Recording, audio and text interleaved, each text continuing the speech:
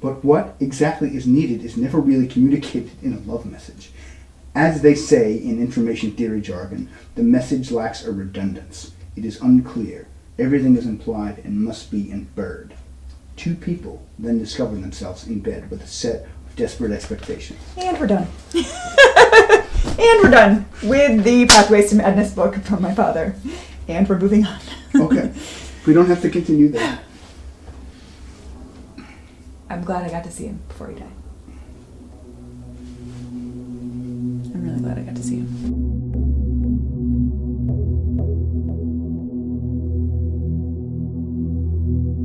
Who was I before the threat of death? I was a woman who had worked really hard to make lemonade out of my childhood. I grew up in a very violent home.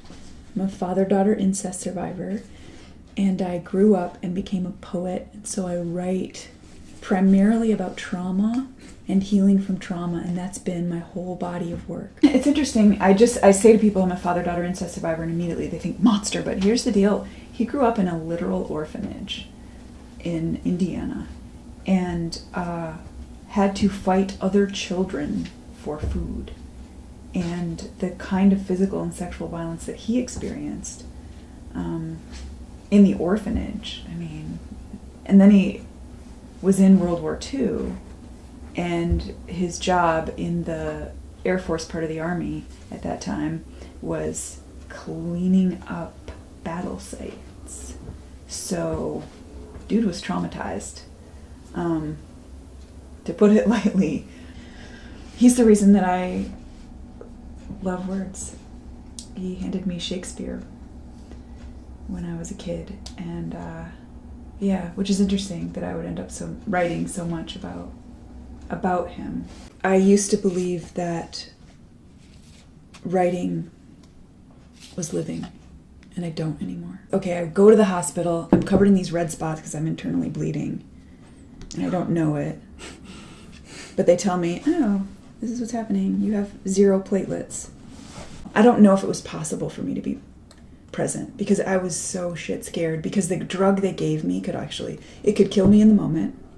And then it also has an entire year to trigger a latent brain virus that could also kill me. I'm sitting on that gurney, and my first thought is not, I wish I'd written more poems, which I always assumed it would be. My first thought is, I wish I'd seen more of the world. Yeah, at the same time, I also am aware that I better finish a couple of books right quick. But for me, writing has been healing.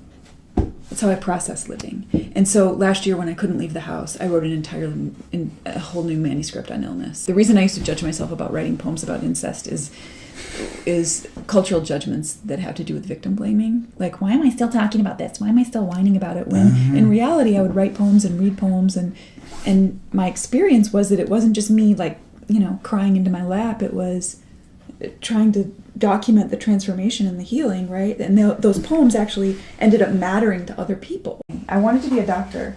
Oh, yeah? I'm really glad I did not become a doctor. Yeah. I think a poet is a healer in a different way. This is how death has brought me harmony. I'm not as scared of death anymore. Because here's the thing. What I learned is that anticipatory grief about dying is absurd. It's just absolutely absurd, because when I'm dead, I won't be missing anything. I'll be dead.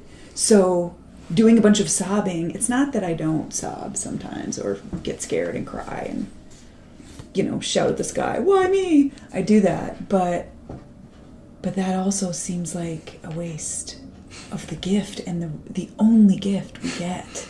I went to one of my 12-step meetings, and I remember crying that day, one of the days that fistfuls of hair was coming out in the shower, and I just said, what is the worth of a woman who has no hair? Yeah. I mean, yeah, it's not fair that I'm sick, but for whom would it be fair? It's funny, we walk around with this notion that we have we have gobs and gobs of time. But the truth is, we only ever have the moment. It's very poetic. Or I made it poetic, and really it's just random. Who knows? You have never told me that you were scared that I would die.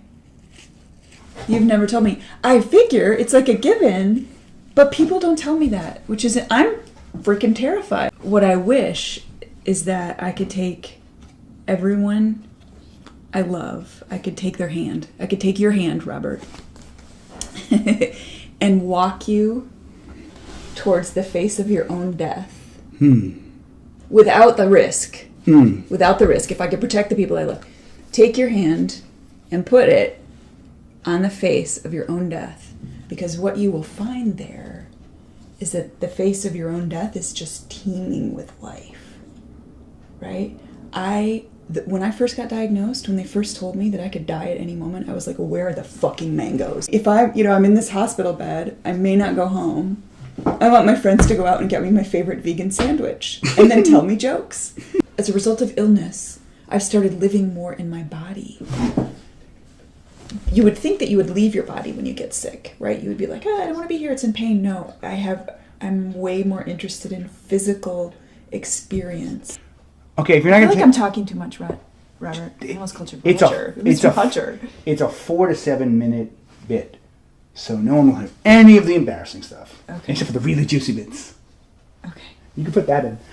The event that I'm going to go to tonight, that I'm going to force myself to go to, I didn't go last year, and it's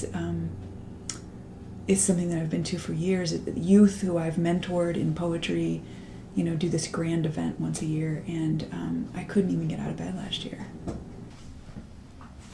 Yeah. Oh yeah, we're good. I want joy. That's what it is. I don't know how much that has to do with harmony, but it's what I've been seeking since I got sick.